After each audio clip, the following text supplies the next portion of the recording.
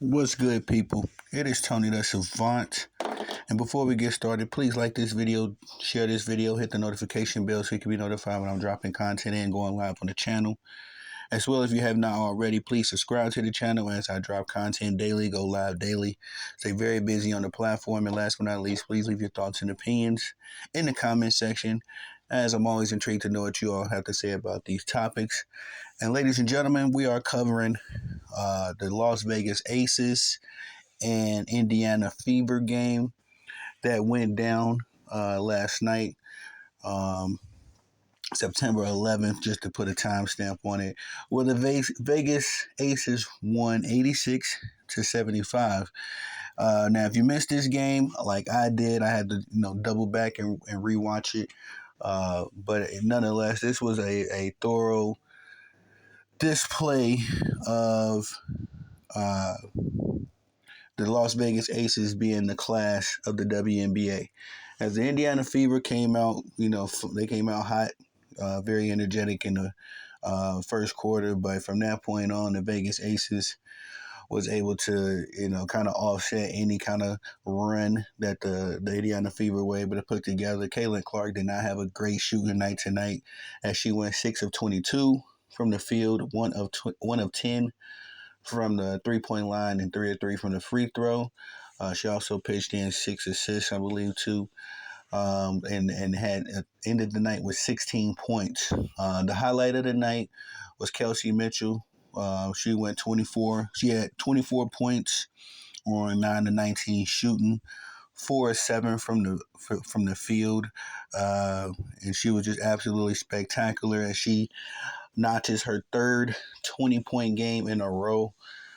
Kelsey Mitchell, man, I don't understand how anybody can discuss the success of the Indiana Fever without mentioning her. I understand the hoopla and the hype around Caitlin Clark, but to be frank, and I don't know if the Caitlin Clark fandom will come for me after saying this, but Kelsey Mitchell has been carrying this team, okay?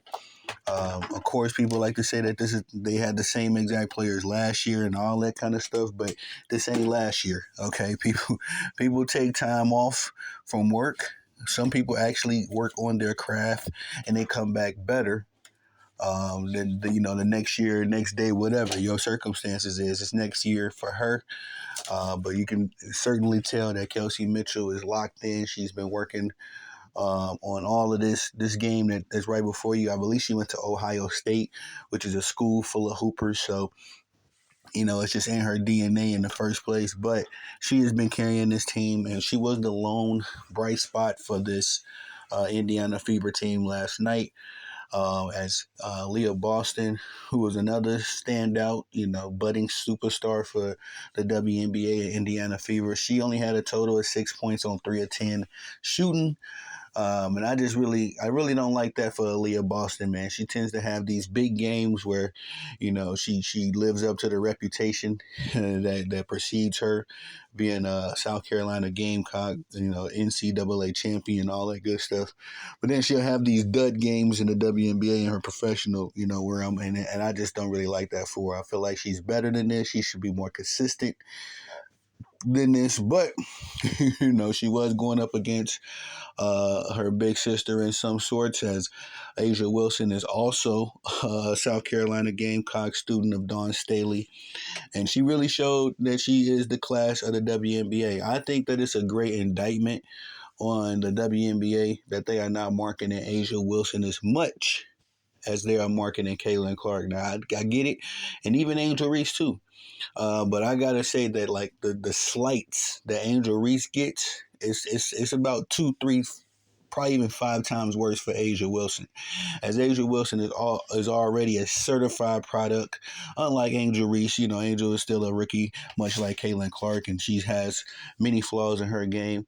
Unlike that, though, Asia Wilson is probably the perfect player by WNBA standards. She is doing things right now that has not been done in the WNBA ever. She just made history in this game as well, as she becomes the single season leader in points. She just outbeat Jewel Lloyd. I believe Jewel Lloyd had 936 points. That was the most that was in one season.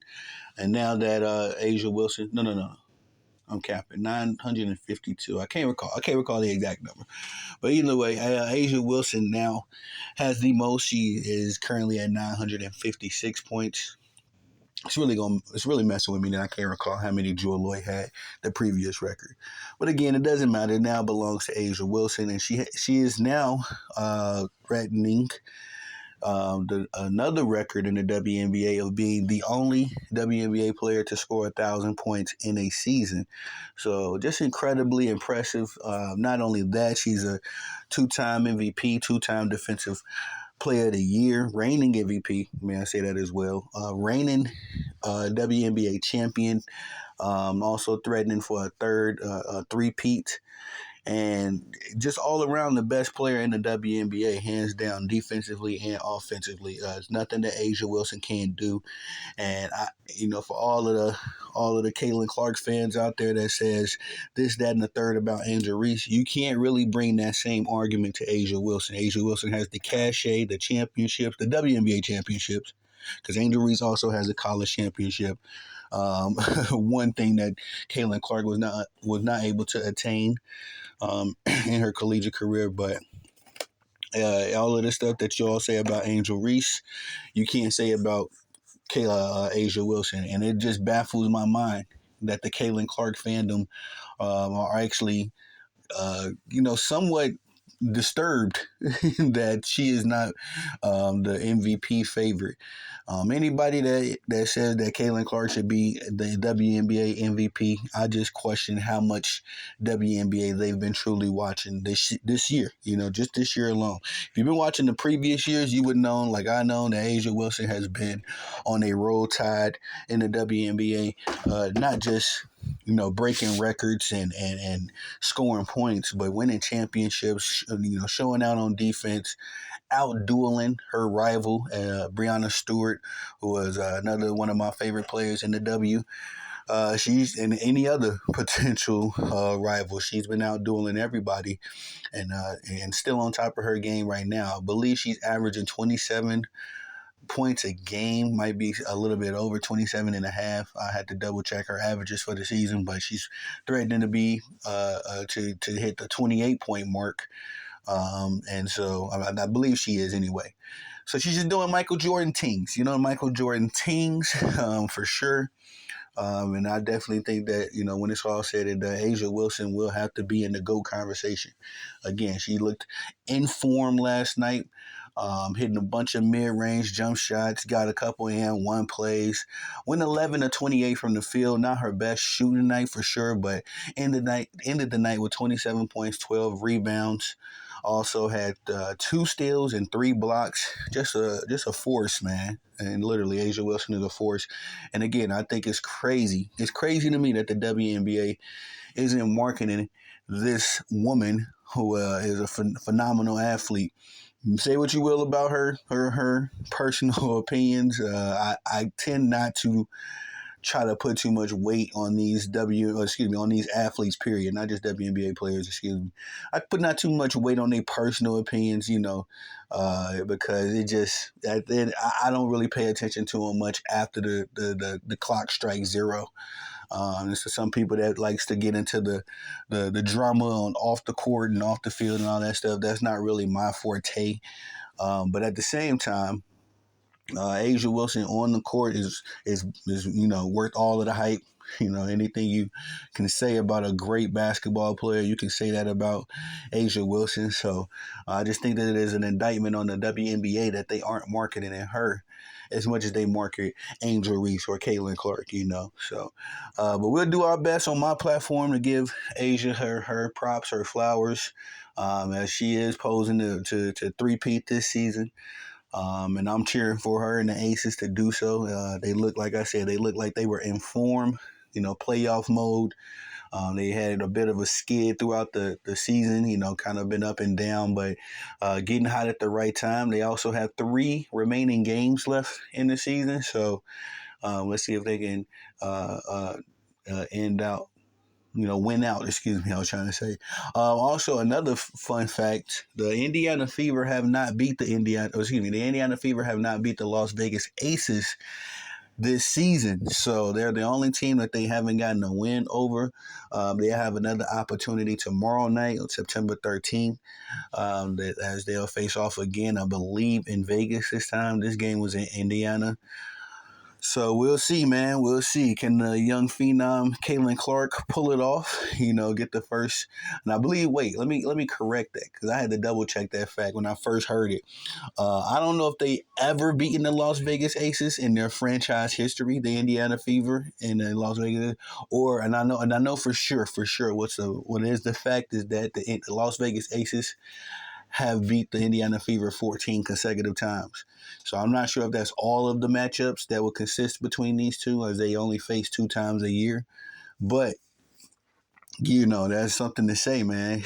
You ain't beat these people in a long time, very long time. So I'm interested to see what happens Friday night. Can Caitlin Clark and the Indiana Fever go in here and end the season on a good note, high note, by beating the reigning champions? I don't see why not. The Indiana Fever have been probably, if you can give an award of the most improved team in the WNBA, it would have to probably be them, in my opinion. Yeah, because the Minnesota Lynx was already rolling. They really didn't improve. They just really gotten hotter, white hot since the Olympic break. But the Indiana Fever definitely will get the most improved award as a team. And so I'm really curious to see if they can beat the WNBA champions one time in this regular season and then go into the playoffs with some momentum. So that's all I got for y'all on this one. Please like this video, share this video on your way out. Hit the notification bell so you can be notified when I'm dropping content and going live on the channel as well. If you haven't already, please subscribe to the channel as I drop content daily, go live daily. Stay very busy on the platform. And last but not least, please leave your thoughts and opinions in the comment section. I'm always intrigued to know what y'all got to say about these topics. I am Tony the Savant. Peace.